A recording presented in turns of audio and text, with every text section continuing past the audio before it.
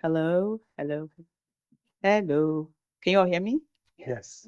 Okay, so good evening, everybody. We are very happy that you arrived here safely. As per usual, we're a small group, which is how we like it, because then everyone gets to know each other. So welcome to the 5th International Meeting on Zoo Research, Conservation, and Biodiversity. So we're going to start the evening with an icebreaker presentation by York Hovest. I will read you briefly his bio. So York is particularly known for his expeditions and photo reportages in regions notorious for their danger or isolation. So I'm not sure if you're seeking them out or you just happen to fall into these situations. His best known projects include his expeditions to all the oceans and the South American continent. But his trips to the remote mountain regions of the Himalayas are also highlights of his career. Through his travels, he has gained a unique understanding of the different cultures and conflicts that he documents with his photos and films. So please join me in welcoming York for his presentation titled Heroes of the Sea.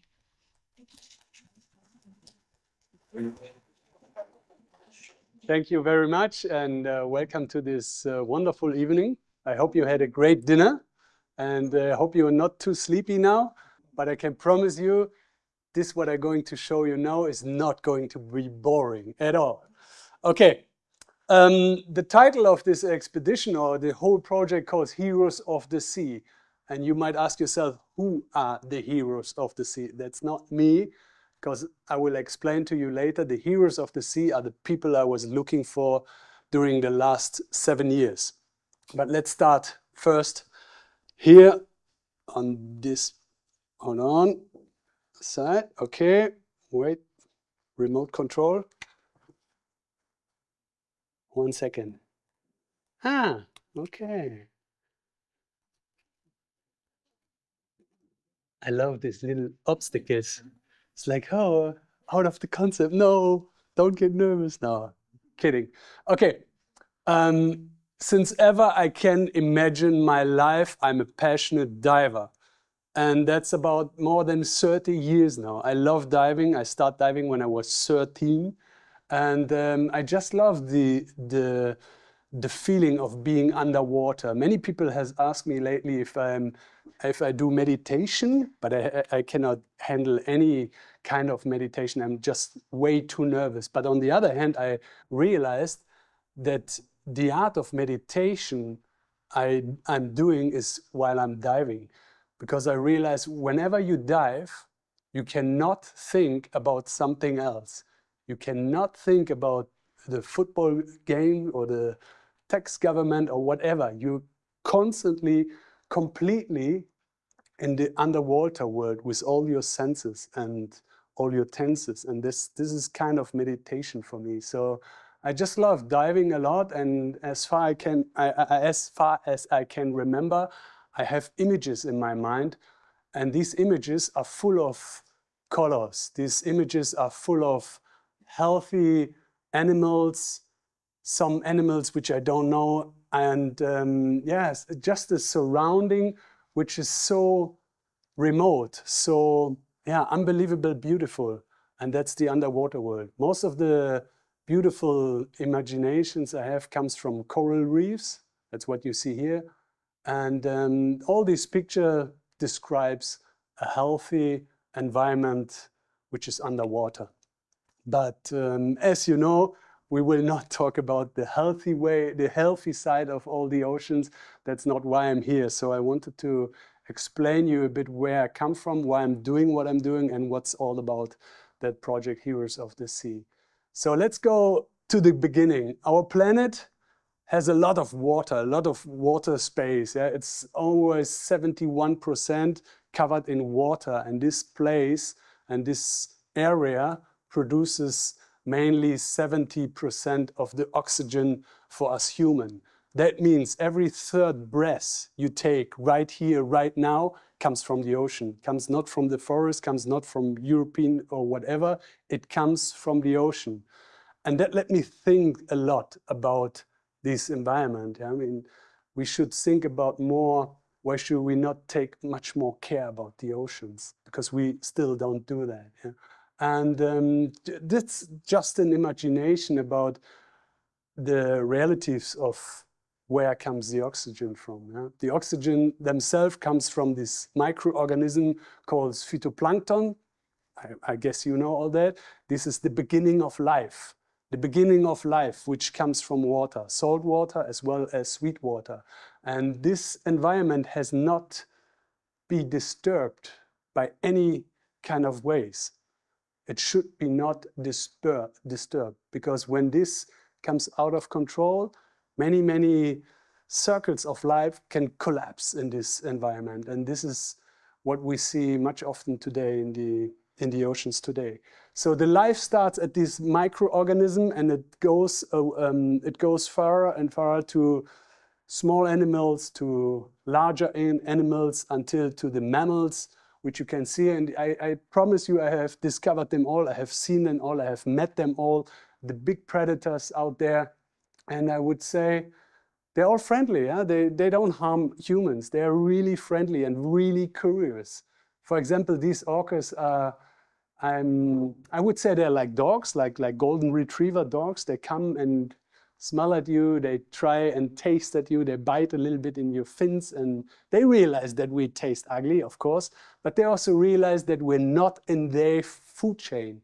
That's obviously 100% sure. So animals don't like humans to eat, to feed. Yeah? So yeah, these are some encounters with huge mammals. Here you see the sperm whales, which we have discovered on a big expedition at the Azores.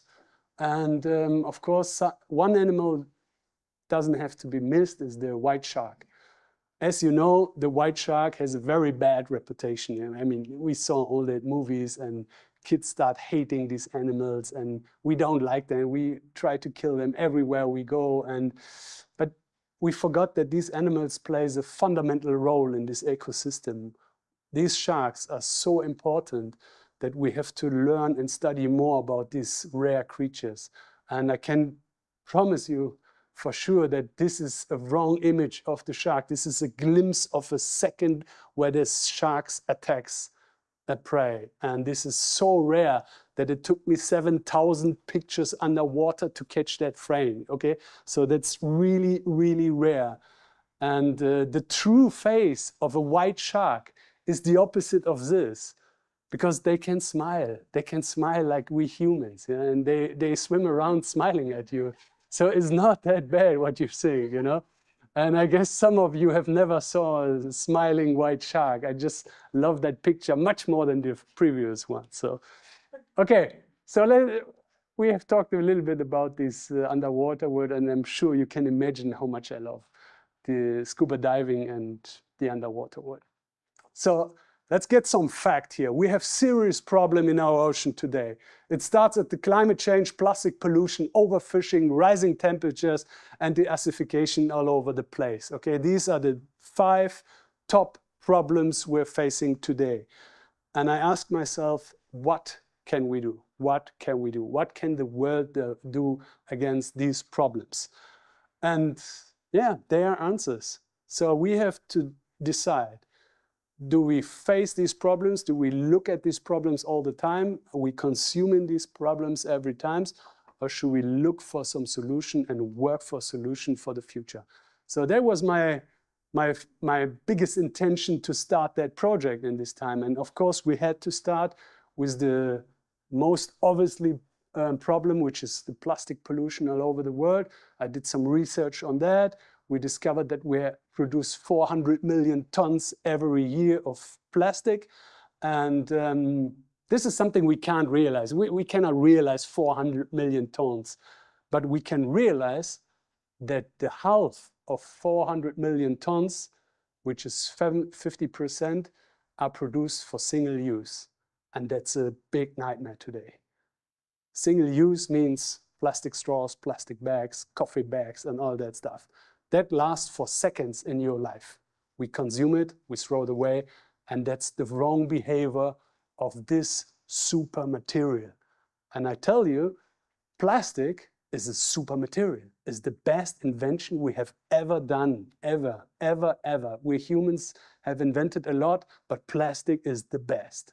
We wouldn't be here, we wouldn't be in space, we wouldn't go to hospitals if we have not invented plastic. By the way, plastic is invented 160 years ago to construct a new material for billiard balls. Did you know that? It was a nature conservatist who tried to save elephants. How do you say the horns of elephants? Ivory, right? Well, ivory. So one guy invented plastic because he didn't want to use the ivory for the production of billiard balls. So that's the reason why we invented plastic 160 years ago. So, but a long time ago, we have different issues on plastic today. Anyways, so plastic comes to the ocean. We know how it comes to the ocean. It looks like this. Wherever animals live in this environment, you see those catastrophically images and clips where rays and fishes live inside of this mass. Yeah? And we know that there's 12 million tons every year, which end up in ocean systems. And this comes mainly from river systems in the third world. The end of the story is microplastic. This is how it looks like when the material gets extracted by wind and by the ocean, by salt water and sun. And this gets confused by many, many birds and animals who are trying to eat that stuff because they think that it's food. So this is a big other thing, a big problem which we are facing today on every destination worldwide. There's not a single beach where you don't find plastic pollution on our planet. So that's not enough. We have bad news every day. We consume bad news every day. Climate change, coral bleaching, illegal fishing, or stranded wells all over the world. New Zealand, Peru, everywhere. We know where that comes from. We know why that happens. So, but what can we do against that? Again, this was my idea, to find a solution, to see and explore, discover who's working against, who are the heroes out there, who has solution for all these problems. I have to repeat it again. I don't like to consume every day these news. I don't like to watch my children looking at this picture every day. Instead, you should look for solutions. Instead, you have to find a way to be optimistic for the future of our planet. So that was my idea. So I was looking around the planet and I discovered that there are thousands of problems everywhere. And that's only the ocean part. This is not the land part. And I thought, okay, while we have all these problems, why should we not look for these people who are trying at least to solve these problems in these areas? And I went for my first expedition here to West Africa, to Gabon and Congo, to join the conservation NGO called Sea Shepherd. You know, of course you know Sea Shepherd. These are ocean conservatives who are fighting against illegal fishing in this campaign. And we joined them for about 4 weeks in the Atlantic Ocean. We got some military service and the fishing authorities who've been joining us to help finding illegal fishes and fisheries. And this is how that looks like on this campaign.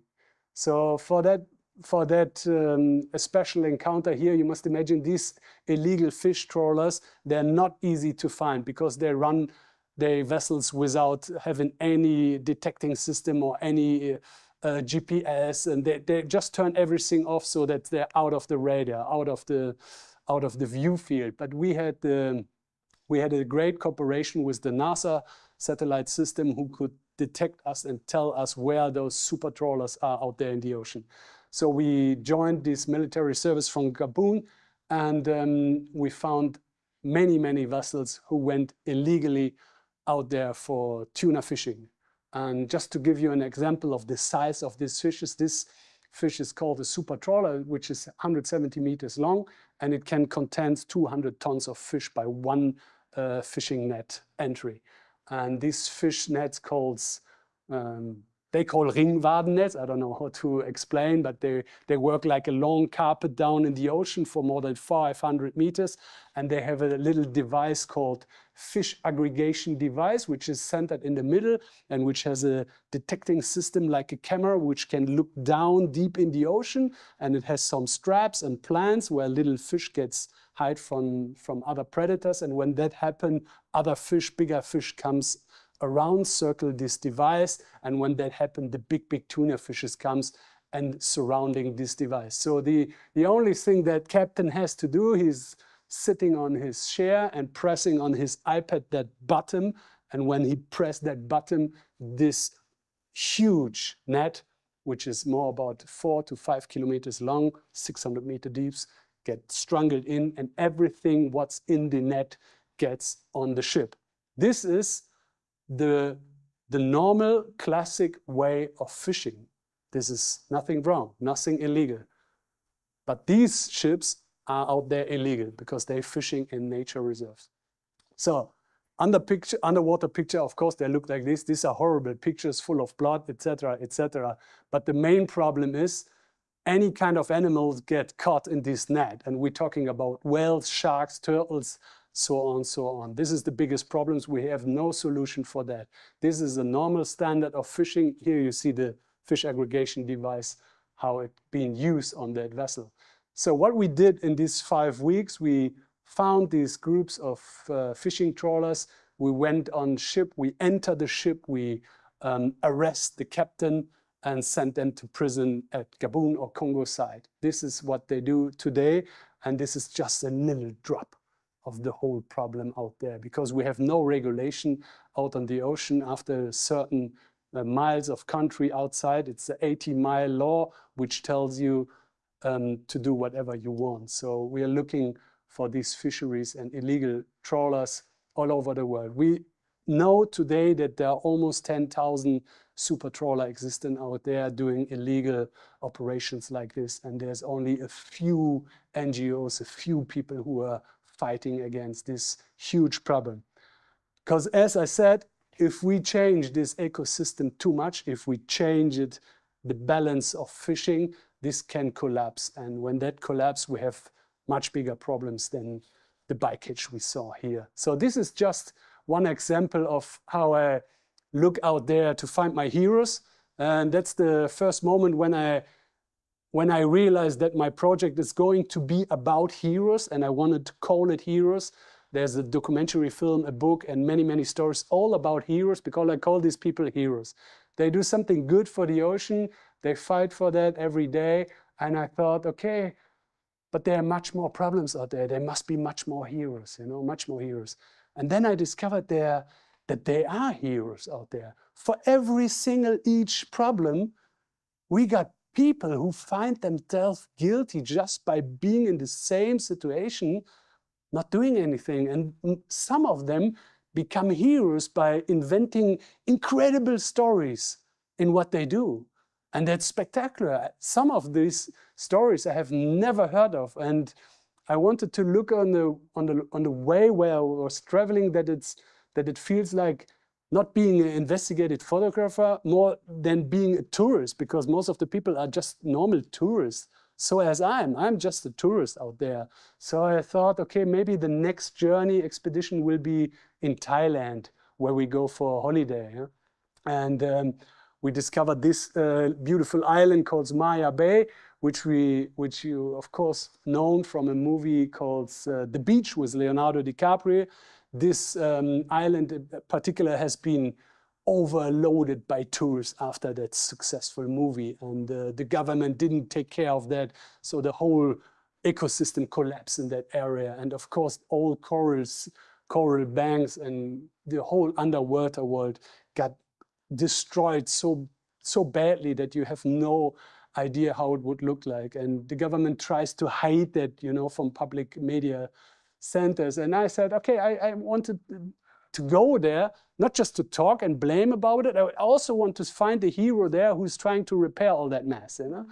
And there was an interesting story, because when I saw the underworld at Koh Phi Phi in Thailand, we found out that more or less everything is destroyed by coral bleaching. Yeah? This is the matter fact of temperature rising and tourism and many, many different kind of problems out there. But we also find some interesting fact out there. So for example, did you know that more than half of the population of our world are non-swimmers? Some of you are non-swimmer, no? Can you swim? You cannot swim? Okay, you know what? It's not your fault. It's not your fault. That's totally okay. So I discover 90% of all tourists in the Asian world are non-swimmers. So you should not blame on these poor people who cannot swim. I mean, it's a pity. I don't know. I mean, but they also want to see the underwater world. They also want to explore scuba diving, whatever, yeah? Maybe they had no education in school. They had not the ability to go in swimming halls. However, I guess the parents couldn't swim, whatever. But we're talking about 4 billion people, more than that, are non-swimmers. So if these people go to the ocean, they need safety vests, they need floating devices, they need all that stuff to go out there and watch and see the corals. The problem is they stand on the corals. They not swim on the surface, they stand on corals. And that's a big, big problem. If you stand on a coral, on that fragile animal or this fragile organism, it cracks straight away. And this causes a lot of damage. So what can we do? Too much tourists in some places. Of course, this is the issue of a government. They have to stop. They have to stop it, you know, okay. But tourism means money. So it took a while until they really stopped, and they have stopped visiting or exploring this island for a couple of years, and the environment had to change to recover. But the first-hand field work by these heroes I'm talking are made by some other people. And this is one guy who does so. His name is Andrew Hewitt. He used to be a gardener in England, in UK. And he was quite bored about his situation and his job in the UK. And he also loved Thailand and scuba diving. And I guess he fell in love with some chick down there. But anyways, he decided to switch his job from gardening to scuba diving. And then he realized that he could do gardening underwater. And that's a common thing today regarding coral reefs. He invented a gardening school. We call that coral nursery. And that's fantastic. As he discovered that 50% of all corals are dead, he decided to build schools underwater. And that looks like this. They have some floating device where they put these little corals. They put them in higher water or lower water where the temperature is lower, where no tourists can disturb them.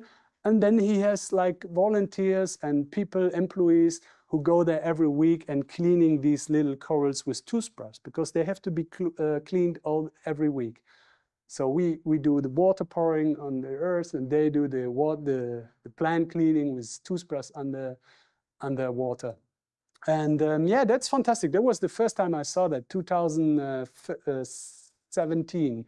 And since that went so successful that all of the destination has coral nurseries today. And that's also a nice attraction for tourists, especially who are diver, because these divers who know that they will not have an amazing adventure underwater because the coral bleaching has taken over the place, they will not come to the destination. So the hotels and the resorts, they start hiring people like Andrew who install these coral nurseries. And yeah, we have 1,000 coral nurseries already out there. And this is also only a little step, but it's something. And it's a signal. It's something for us humans. It's like, let's do something. Come on, at least this, you know. I know it's just nothing compared to the problem, but these are heroes. These are pioneers, you know. I like these stories of telling the way heroes follow their path and having a fulfillment of their life by doing what they believe into. So of course we have the problems even there with plastic. I mean, as I said, there's no place where you can't find plastic anymore. And then I decided to go back to Germany and think about these big issues. And I said, okay, maybe it's too naive to work for plastic, and do I really find a solution? But I realized that we have big ocean conservation institutes all over the place, all over the world, especially also in Germany, who are working on that topic. And here, just 4 of them. We joined them all on different expeditions. And especially the Geomar Helmholtz Zentrum für Oceanforschung, which is based in Kiel, has some great, how do you say, professor, like you know, some really intelligent people who can talk about this really detailed, really in place. And I had the chance to interview Mr. Professor Mojib Lati from the Geomar Institute, and he explained me what we're looking for in the future if nobody's going to stop these problems. And that's quite interesting, which lead me to the next expedition. I show you a little clip from here.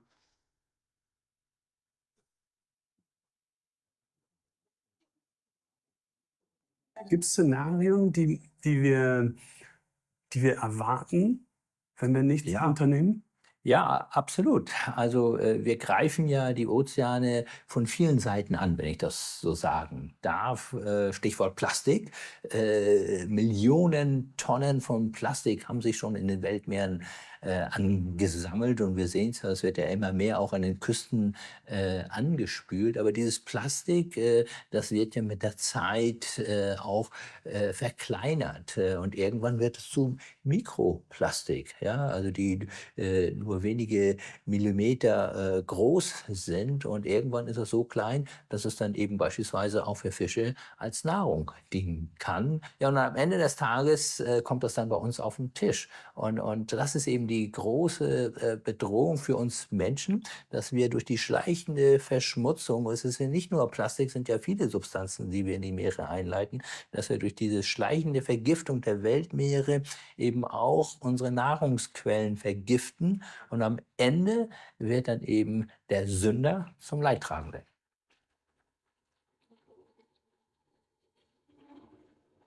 This is Haiti, Port-au-Prince, Caribbean Sea. The first ones to suffer from the global catastrophe are the poor. Port-au-Prince, Haiti.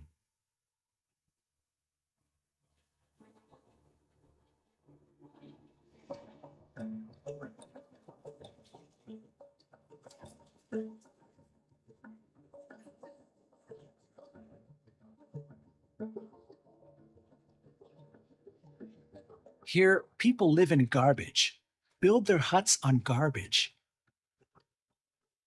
There's neither a sewer system nor a garbage collection system. Everything ends up in the gutter. From there, it goes into the sea. Styro River is what they call the river that runs under the garbage. It consists mostly of styrofoam and other waste.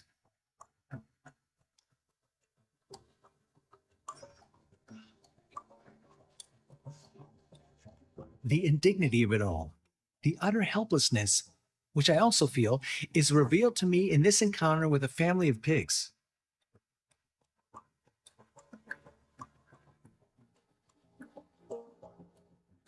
What can still be saved here? How can one still see a perspective here?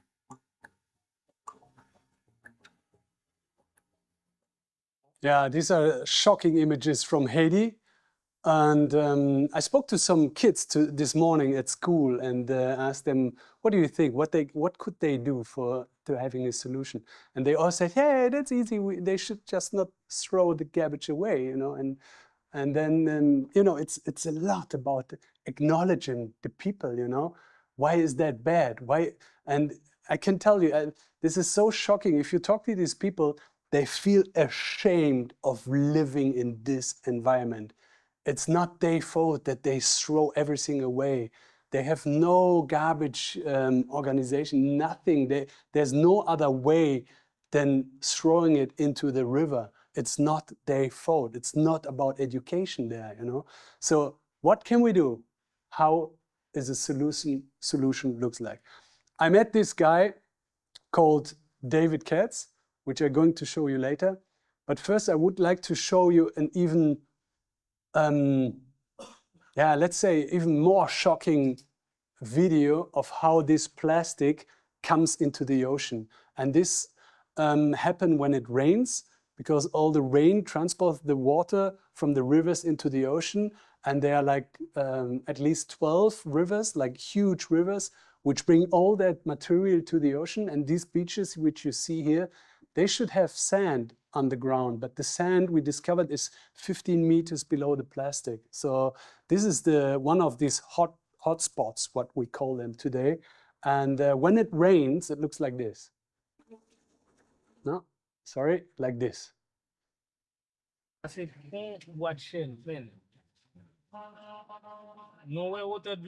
the Stura River. That's how they call them.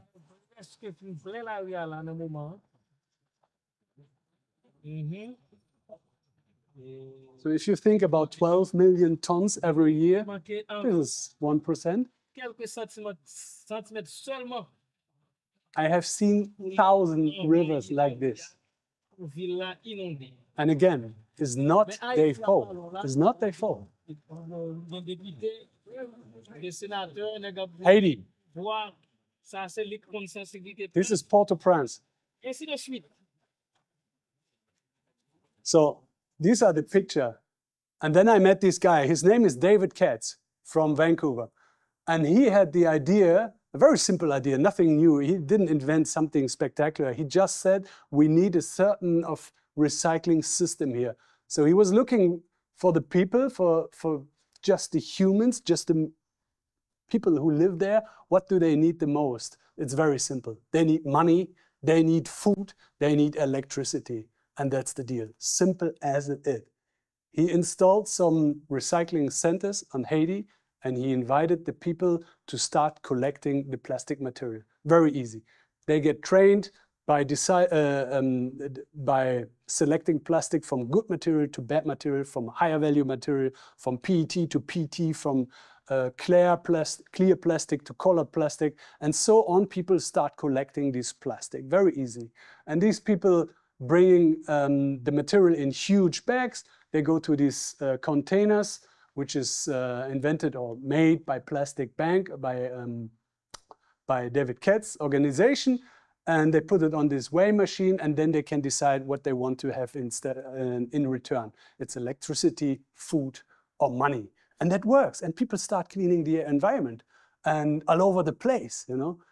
They feel bad about that. I mean, it's a shameful. I mean, we're talking about people like doctors, teachers, everybody starts doing that because they know that's the only future we have. We have to clean it up. And then you think about how can that work? I mean, how is the circle of, how does the circle close with recycled material? And that's a big lie today. It's a big lie. It's all a lot about greenwashing. Okay, they have these factories. They clean the material. They extracted the, how do you say, the granulate, and this material get exported back to Europe. And then you have companies like shampoo and washing, and that's okay, that's fine. And you can look out for these logos called Social Plastic or many other brands or certification, and they prove that this material has been returned from Haiti or from other places. Maybe they cost a bit more, but you feel better by buying this stuff. But that's not the whole solution. But I never would like to call it greenwashing, because this is a simple sign of what we have to rethink. We all know it's not that easy. It's not that easy. We cannot even make it better in Germany. I mean, we're also exporting trash and garbage. So how come that this guy invented this stuff to bring that with new products back to Europe? It's simple. Because we need a solution. We're looking for a solution. As I said, I don't want to call it greenwashing. It's a great invention. It has to get developed better and bigger. But as long the oil price is so low that we can produce virgin plastic, this will never have the 100% success. That means in return, the companies pay on top to sell these products to you. But still, it's a good sign. It's a way we can work on it. And that's why I like it. And David Katz and his organization has been copied a lot. And we have 1 million organizations which are trying to do recycling, and that works in different kind of ways like this. And to be true, I wouldn't mind if every kind of material which I'm using is made by recycled plastic. I mean, I wouldn't mind. I wouldn't mind. It's the same quality. Maybe it's not 100% clear or visible, but who cares? Most of the plastic we don't even see. It's behind the wall. It's inside some, I don't know, you know? So, but that's a big business, you know? Oil business and plastic, that's a big issue. But as I said, I wanted to find solution. I wanted to find heroes who are having a vision, you know? This is not the end of the story. He's developing his system, his circle of plastic every time, and it's get better. But the main thing is he's helping the poor people. And that's the thing, you know? He's helping these people who are really, really poor. So yeah, this is one example, just one example of many, many examples what we can do with plastic in the ocean. But of course, we all know it starts with education in schools. People and young kids has to be educated by the way of handling trash. No? They should not throw these bottles away. So they have, of course, these garbage bins. And yeah, this was a very inspiring trip to Haiti, very shocking. But to get back to the facts, to plastic, we all know the problems, of course. The plastic bag, 20 years until it gets destroyed in the ocean. The plastic bottle, 450 years, we're not going to be on that planet, and they're still there. Our kids will see it, and the kids of our kids will also see it. And there's even worse material like the fishing nets, this called nylon, which can last for 600 years, you know. And these material are in the ocean everywhere, everywhere. There are no regulation, no rules of stopping this material. Of course, yeah, I mean, we can argue for fishermen, of course they need that stuff and not, or whatever. But that's not my problem. I'm not a politician. I'm just trying to find solutions and look for heroes. So we went out there to another expedition to Namibia this time to see who are the people who are fighting against threatened animals who are covered on and catched and tracked by fishing nets and fishing lines. And this is a picture from Namibia, from the Skeleton Coast. There are 1 million seals living there. And if you can closely look to these animals, you will find lots of fishing lines tangling around their neck. And they, of course, they die from that. And there's a group of people who are fighting for that every day. They're trying to rescue them. This is the Ocean Conservation Namibia, good friends of mine today. And they're looking out there to spot these animals, and then they have to run really fast. Whenever they spot an animal, they run and catch these seals with a net. They close the net with some zippers, and then we have some special scissors to get rid of these fishing lines, and then we can release these nets. And that's great hero. This is action. That's a meaningful job, and they earn money by that. They have a donation page, and they're fine, and they do what they love, they do what they can do, and that's great. And we're talking about 5 people who can rescue 1,000 seals a year. So that's a huge impact, you know. And I just love these stories of heroes, you know. I have discovered many, many tragedies out there myself by doing dives, seeing turtles and seeing huge net farms, which has been released from economy by, they had just went bankrupt in Greece, and they let them sink, and then they destroy the whole area down there. But also here, we have people who are trying to clean that. You know, we have NGOs all over the world. Nobody knows about them, but they're doing a great job, like the ghost diving, the healthy seas. They try to rescue these nets. They bring them up with huge machines, with cranes, and this material get recycled to produce new nylon. So it works, it works. It can happen, it has been paid. That's another solution. And yeah, so far I discovered 1,000 problems, even more, but I also find out there are solutions, even as many as problems we have. And then I was thinking of maybe we should tell everybody about this solution, because only if we know something, we can follow, we can hook up, we can do something, maybe we can help, we can donate, whatever. but what if nobody knows about this solution? And that was the point when I said, okay, we find out that we have 3,000 NGOs only protecting the ocean. This is not the land side. This is only the ocean.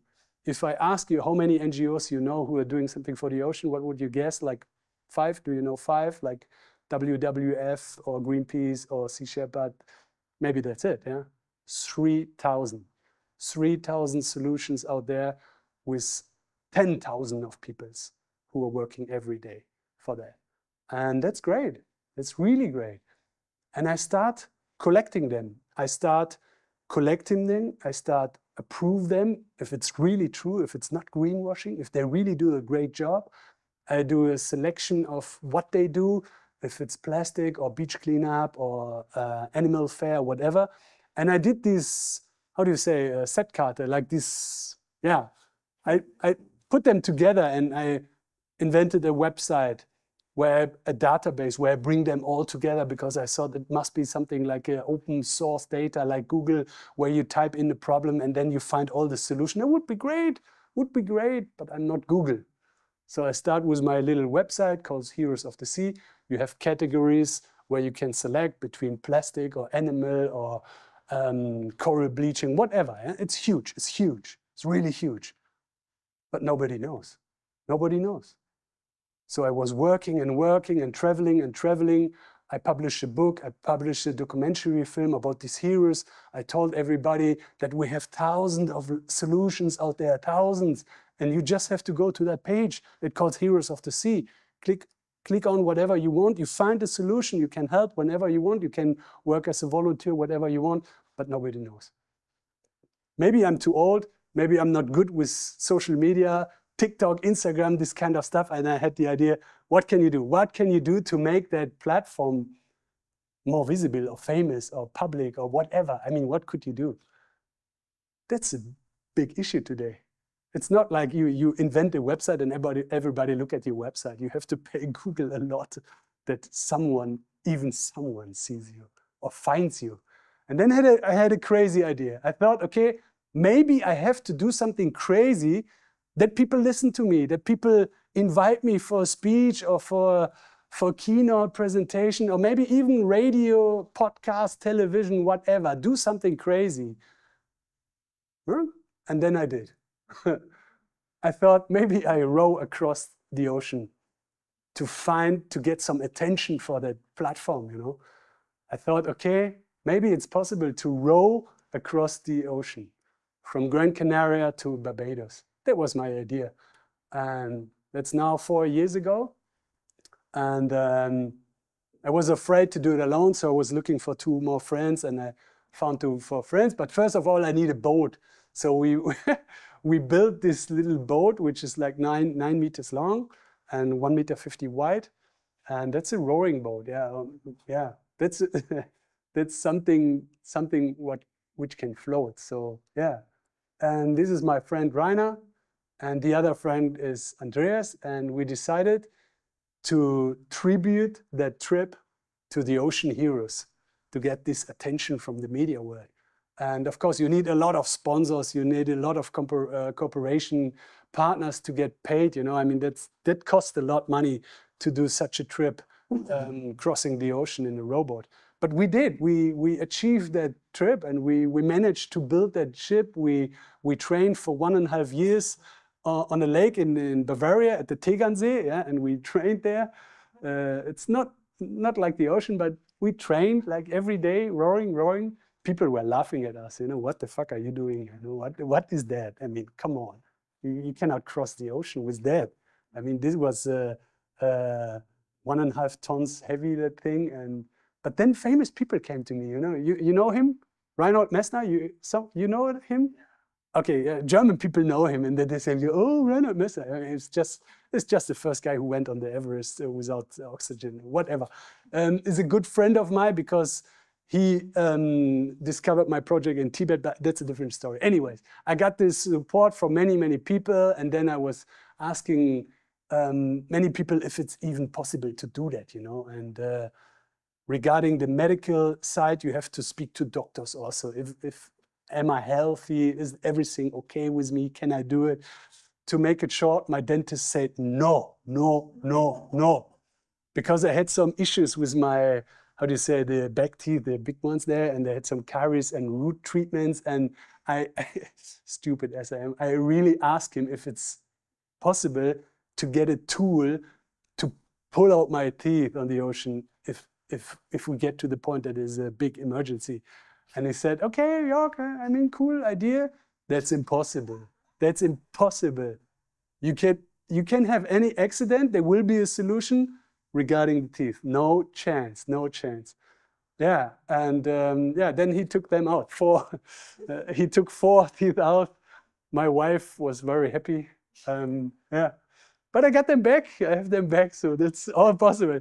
But yeah, I went to some doctors and they took them out, 4 teeth, and otherwise they wouldn't let me go, you know. So yeah, and then we went to different doctors. They explain us how it works, giving injection, infusion, all that stuff. If you get bitten by a shark, whatever, you get tutorials from everybody, and you get medicine for everyone. You get drugs, which are amazing, yeah, like opium and all that stuff, illegal. They give you everything if you just tell them you're going to cross the Atlantic Ocean, you know. I mean, they give you everything, yeah.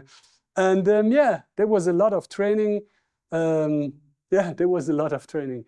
And then there comes the point where when it becomes true, when it gets serious, I mean, you need to get prepared. We thought that it's going to take 70 days crossing the ocean. It's 5,000 kilometers. And we calculate, okay, 70 days, we need 70 days of food. So you see 3 times 70 bags of food. One bag contains 6,500 calories of food. This is not nice. This is not nice at all. This is not something what we just have eaten. You know, I mean, this is halva, and you put boiled water, and it's horrible food, yeah? But you need to eat 6,500 calories a day, because we knew that you have to row constantly 24 hours. You cannot stop the boat. So 24 hours, how is that even possible? We need to sleep. So, and there's a solution for that. There's a solution for everything. So yeah, we packed the stuff. We went to Gran Canaria. Here's the harbor of Gran Canaria. Family was there, some sponsors was there. Everybody said goodbye. We were happy, exciting. And then we go, and then there's oh shit. And this was the moment when we really realized what we were doing. You know, because this is not the lake in Bavaria. This is shit, man. There's no horizon. I mean, this is okay, serious. And you cannot return. You cannot give up. There's no chance to go back. The current pushes you to the Caribbean Sea. That's the Gulf Stream. You have no chance to say, oh, no, I don't feel good. You have to go, you know, you have to go. So everybody say goodbye, and then we go, and yeah. And then there comes this, how do you say, monotony? Is that the word? Like everything is the same. Every day is the same. 24 hours is the same. Every blue is blue. Sun, moon, night, row. Fucking row. 24 hours. That's how it looks like. Yeah. That's how it looks like. You have to row, because the only way not capsizing is rowing. The waves are so high that if you stop rowing, the waves will push you and capsize your boat. So the only solution for that is you have 3 people. You have 2 rowing boats. You start rowing with your friend in the first hour. The second hour, this guy goes to bed in this cabin, and you row 1 hour alone. The third hour, the people who is sleeping in the front comes out and shares the third hour with you. And so on, it rotates 24 hours, day and night. And the boat never stops. You continue rowing 24 hours. These are small waves, like 2 or 3 meters, but we had 8-meter waves. This is like really scary, you know, this is really scary. And now you can imagine why you need 6,500 calories doing that, you know? And that's our motto: eat, sleep, row, repeat every day. Put it on your forehead. Do it, do it, do it, do it. That was really tough, you know, really tough. Mentally, you have to be super strong together, 3 of you, you know. Why the fuck are we doing that? Yeah, we want to promote the website of York. He has the solution. They say, what the fuck? So come on, do it, do it. So I really had to convince my friends a lot, you know. So, but they say yes. maybe a beer too much or wine, but they say yes, they say yes. And then, of course, day 5, a hurricane came, yeah, hurricane. This is the West Sahara, west coast of Africa. These are the knots. Maybe some of you are a sailor, and these are 44 knots. This is heavy, heavy storm. Not a hurricane, but this is heavy storm. This is more than 100 kilometers per hour. It's like driving on the autobahn, on the highway, you know. And you're in that little boat, you know, you're in that little boat. And we had some supervisor at the UK on the land side who was telling us, guys, be aware, huge waves, huge wind. And yeah, what to do, what to do. Have some clips who is showing you how that feels. It's really fun. It starts with rain, very moderate rain. Start like this. You get prepared, you get prepared. Get your security belts, hide all the stuff, get ready for the worst scenario ever. Get ready for the worst scenario ever. This is nothing. This is nothing. Nothing. And then we had a, how do you say, Fallschirm, parachute. We had a parachute. It's the only way to survive a storm like this. The parachute, it's like an anchor. It works like an anchor, but it doesn't drop on the ground. So the parachute, it's opened underwater and it stabilized the boat because the storm on the surface is much faster than the water. So the parachute stops the boat and the storm just throw after you, over you, you know, and that's how it looks like. And yeah, that was tough. This first storm on 6 days was like 5 days. Unfortunately, this is not in English, but you can imagine how it feels to be on the boat when the waves are on 8 meters. Looks like this. Und die Wellen sind viel zu hoch. Da können wir You nicht. see the red line? That's the parachute. Wir driften jetzt so langsam und mussten den Kurs ändern. Mal gespannt, wie lange es noch weitergeht, bis hier weitergeht. Yeah, no, you don't get seasick there. I know many people get you seasick. No, you don't get seasick. You're so close to the surface.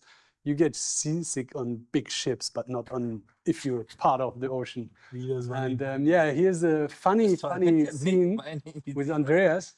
Und ich bin mir auch gar nicht mehr sicher, ob ich einfach ja He gesagt was habe. he's telling that he was not sure that he say yes when I asked him would you row with me. Nicht. And he's complaining about that. I never mentioned waves 8 meters, and it's funny, but unfortunately it's in Germany. So Ich habe gebetet. it's really funny. So anyways, these are little waves. These are like 3 meters high, but it gives you a little idea how the ocean can, how the power of the ocean can play with you. This is how it looks like when you eat one of these 6,500 calories. Das Essen schmeckt super. Just saying it's super, but it's not. It's the same every day. Nicht das Schwierigste. It's the same. And you're not hungry, yeah? You're not hungry, but you can tell that your body needs more energy. Topf mit Rindfleisch und And Nudeln it's all the same. drin. It's all the same. Yeah. You just pour cooking water and then it's done. Yeah? That's a nice one. I'm trying to explain how exhausted you are in the night, Ganz schlecht ist. how sore you feel, how Viel zu viel Zucker. yeah, how weak you are. And then you have Könnt ihr euch one vorstellen, little goodie, one little über 30 special Tage thing durchzurudern. which keeps you move on. Davon 9 Stunden It's about the story. quasi immer völlig unterzuckert, dehydriert. No sugar. Essen schmeckt auch nicht mehr. Das Wasser kommt auf eine Aufbereitungsmaschine ohne Mineralien. Auch das ist nicht so lecker. Und dann, mitten in der Nacht, gönnt ihr euch eine Coca-Cola. I hate sugar products. I never drink Coke. Never. Believe me, I'm really slim. I don't eat sugar at all since, I don't know, 10 years. But here it was not my sponsor or corporation partner, but we had this few sugar drinks to keep on pushing in the night because you're totally exhausted. And this was something like a Christmas thing, you know, it's like, oh, it's 12 o'clock, I can drink one Coke, you know, and you really feel the sugar floating into your blood system. Yeah, it was amazing, but it's just a funny little clip, you know. Yeah, and so on. We continue our trip. As I said, 5,000 kilometers, and it's tough. It's really tough. You're not you're not happy every day. Yeah? Sometimes you fight, sometimes you have arguments with the others, and it's not easy. The mental strength is much more important than the physical strength to do that. And sometimes you get crazy. You just get crazy. Einen Monat sind wir hier auf diesem Boot und rudern. Ein Monat, unvorstellbar.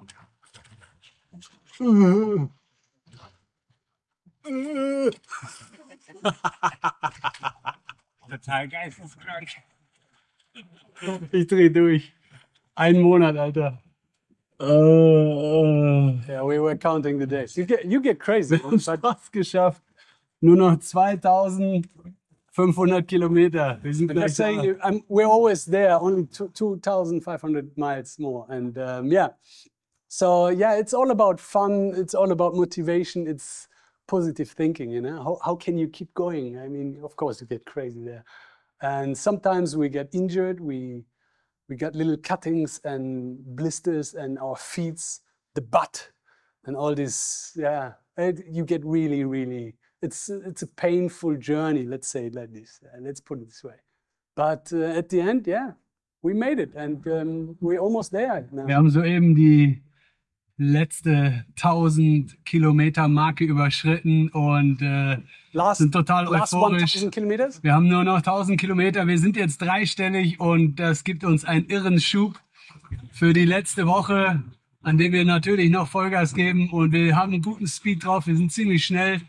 Wind und Wetter passt, auch wenn die Wellen beängstlich hoch sind, aber wir wissen, was wir tun und wir können es kaum erwarten anzukommen. Es ist unvorstellbar, dieses Gefühl.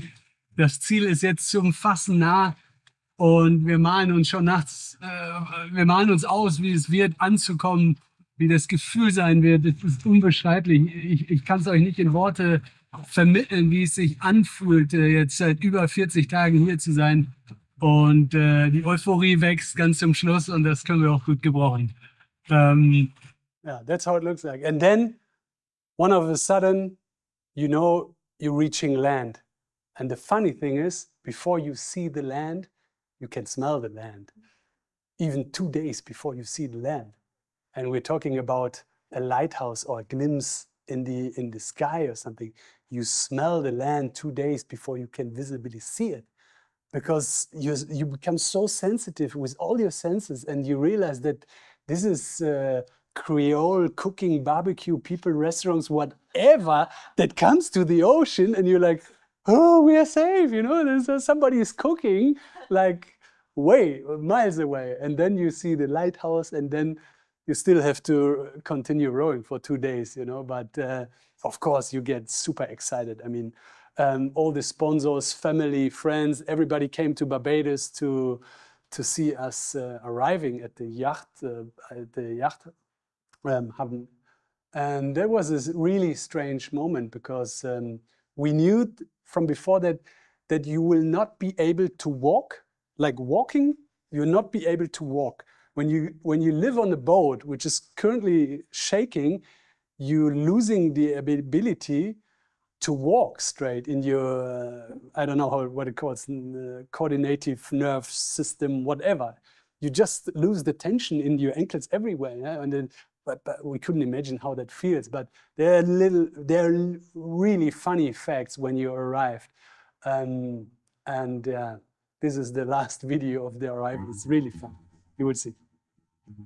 So 5,000 kilometers, 50 days. We thought it's going to be 70 days, but we were quite fast, so 50 days. And then we arrived at Barbados. On the last day, we had another storm with 5-meter waves. It looks like this, but we got used to this little one. These are little ones. These are the only rare scenes and capturings from another boat. And then you can realize the height of the waves, you know. When you film it yourself on the ocean, you cannot see the waves. But like this, you see much better. So these are like from 5 meters. You're really slow, really slow. Waves pushing you back all the time, all the time. But you're happy, you see land, you arrived, the other continent. We made it, no engine. No boat, no security, no nothing. just by hand to Barbados.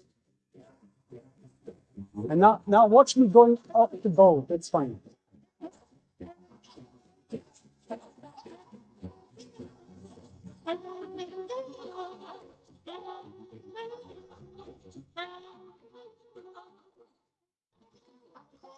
Everybody was waiting. Zack, back. The other guy fell down. You always break your ankles. And then you lie down on that wooden floor and enjoy life. That is the strangest feeling ever. It's like you're an alien, and I don't know. This is so weird. People are crying and you're like, what? I'm just back. It's really weird. And I remember there was a waiter in that yacht club who came with a glass of water like this with ice cubes. And we were missing ice, cold, something cold so much that I could hear the waiter coming towards me, and I could listen to the ice drops like clink, clink, clink, clink. And I was like, oh, give it to me, you know. But then that woman gave the glass to me, and I tried to drink it, but then I got brain freeze. You know that when it's too cold, and it was so nice. But I don't know why I remember that, but it was so strong. I just took the glass and pulled it over, and yeah, that was the first minute of the arriving. And of course, your hands there, they look weird, and your butt look weird, everything look weird, and you're full of pain. But that doesn't matter. It doesn't matter. It really doesn't matter. And then these things, these memories, these intense moments you have by just eating fruits. You would, I mean, in that moment we say, okay, that's the best mango in my life. It's the best melon. It's the best cheese bread in my life. It was nothing special, but you're so sensitive that you freak out. You freak out from everything. I remember going to the hotel for the first night, and there was this bad discussion. Everything smells good and clean and soft, and I lie down. I fall in sleep like being coma.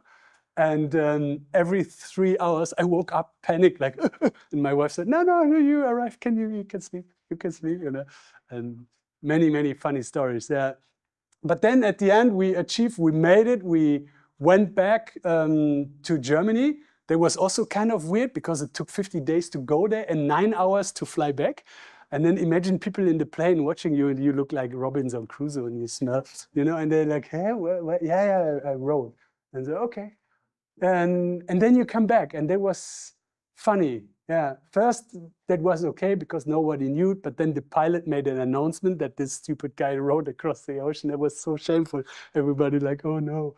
No, funny moments. Anyways, I went back, and then everything happened. All the media, all the television, all the magazine, podcasts, everybody wanted to hear the story. And I tried to tell them the other story, I say, yeah, I crossed the ocean, but that's not so important. I want to tell you something else about the database. This is full of solution.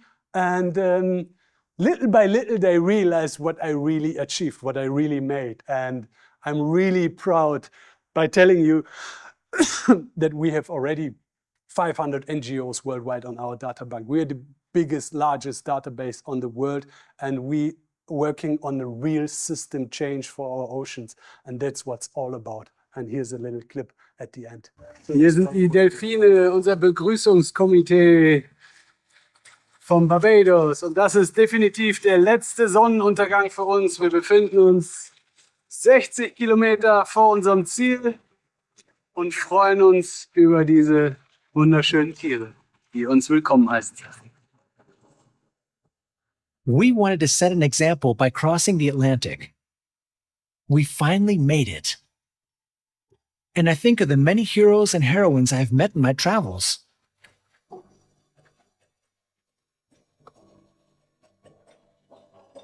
During my travels, I have come across so many people who are standing up for our oceans, heroes who have solutions and take action.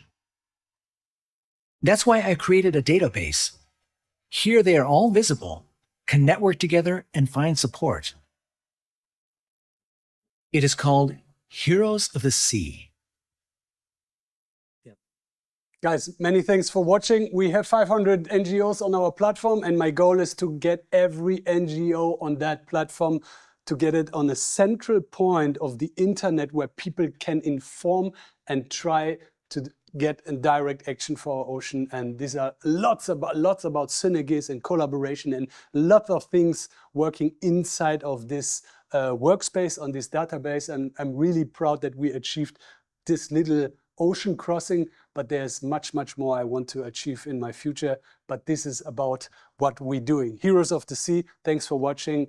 Have a great evening. Thank you, everybody.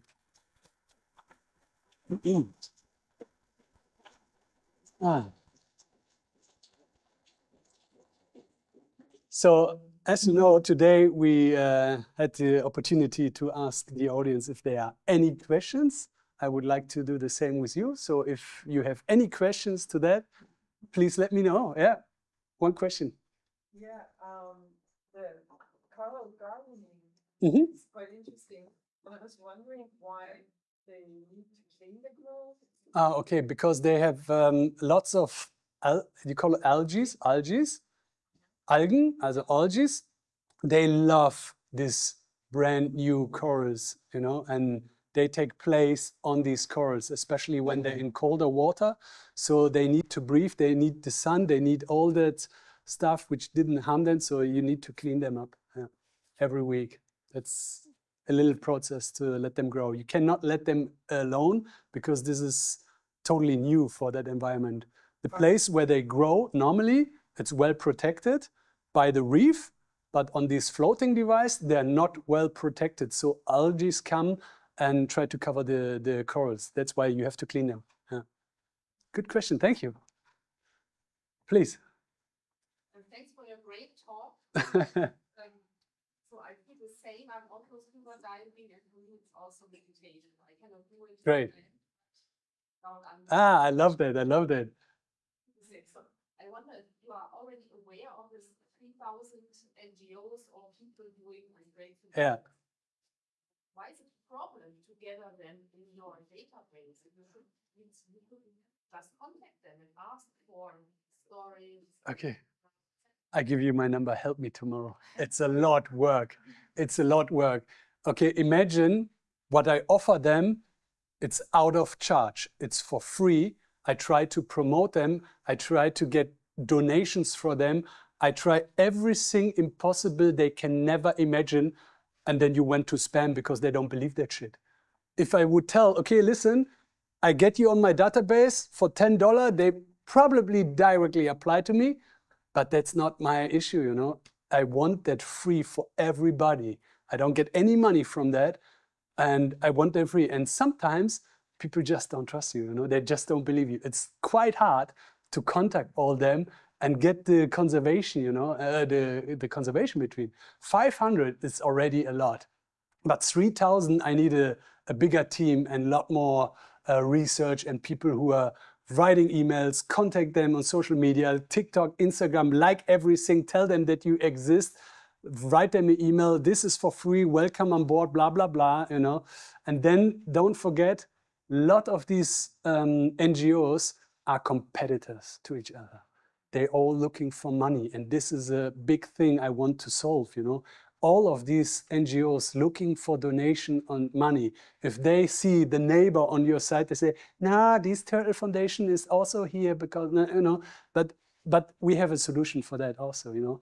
If you're trying to make a system change, bring these NGOs together. For example, in Sri Lanka, we have six turtle conservation NGOs. They all work against each other, but they're working on the same topic, you know.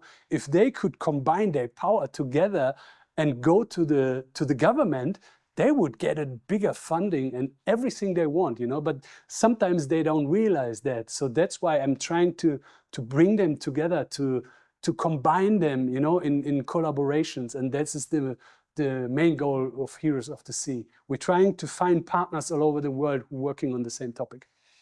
But believe me, 3,000, it's a challenge.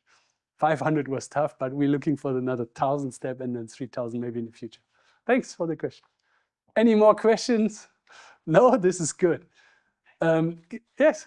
I was wondering how many people are in your team? Just me and my wife and one other person. That's it? Okay. Yeah. Yeah, you need more people. No, the thing is, we have a regular job. I mean, we need to make money. We have normal jobs. This is my passion. This is not my earning, you know, and this is not my job. I have a daily job like all of you, working very hard from morning to evening, and then I don't let go, you know. This can't be everything in my life. You have to do something meaningful, something, you know. So I created these stories and these stories. I built this, and step by step by step. But at the moment, we're into a big funding system by the government, and we apply to that. That goes for 7 months, and if we get the okay for that, they will provide me with a lot of money so that we can extend this database. We have to put applications, AI, everything, make it bigger, nicer, faster, whatever. You need manpower and money for that. But we also working on that. So step by step. I'm not in a hurry. Thanks for the question. Thanks. The kids this morning had the first question, where did you went to the toilet? This was always funny, but I think adults are afraid to talk. Yeah, you saw that little bucket on the boat? That's it. I mean, that's the toilet. I mean, it's a bit shameful the first time, but then, I mean, we're all humans. You do the same, you know, you just have to hold yourself, and your partner is assisting you with toilet paper, and then make sure you don't lose the bucket, you know, clean the bucket, bring it back to the place, and that's how it works. This is the first question for young kids always. I like that question. Cool. All right, let you go. You have another question, please? How was it for your wife? This is a good question. I haven't told you before, but all my expeditions last for 150 days. So this expedition was a little one. So my wife got used to this. I'm abroad for 150 days, and then I come back with a big story. So this one was only 50 days. She was totally fine with that. Yeah, totally okay. She knows me like this. Any more questions? Please. Maybe one comment. Do you know the SOSA project by Senckenberg and Frenkel? Senckenberg Ocean Species Alliance. It's a big project running for several years. I know the Senckenberg Institute. Okay. Quite well, right? They have several people doing public outreach and stuff like that. Or maybe you should get in touch with them, maybe in kind of recent project, so this might promote you and your platform. Yeah. Do you know Beate Herreus and Heike Spiller? Yes, but Beate Herreus is not active anymore. Is not active anymore. Okay, okay. And Heike Spiller is one of the... Yeah, okay, okay. I should... Research, I'm a scientist. Okay. I get the newsletter quite often, every day, and I see people talking, yeah. I can tell you the Cool. eyes of this big project. Yeah, it would be nice. Maybe they're interested in have a cooperation. Yeah, cool. That would be nice. I know that they have some ocean days also, and yeah, that's cool.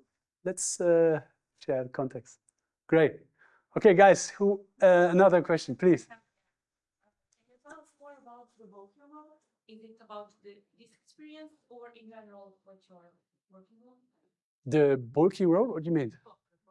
Ah, the book. Yes, I mean, yeah. On every expedition, we make a book out of it and a documentary film and lots of media content. So for this project, Heroes of the Sea, we have a book which has the same name, Heroes of the Sea, and there's a documentary film who has been played in cinema and on German television, and yeah. But mainly I'm a photographer for National Geographic. Yeah. Great, thank you. Cool. Okay, who wants to go to the bar? Me. Let's go. Thank you. Thank you so much, Jörg, for sharing this with us and for doing what you do. Thank you very much. Great. Thank you very much. Thanks. Great. Pasta, honey. All right.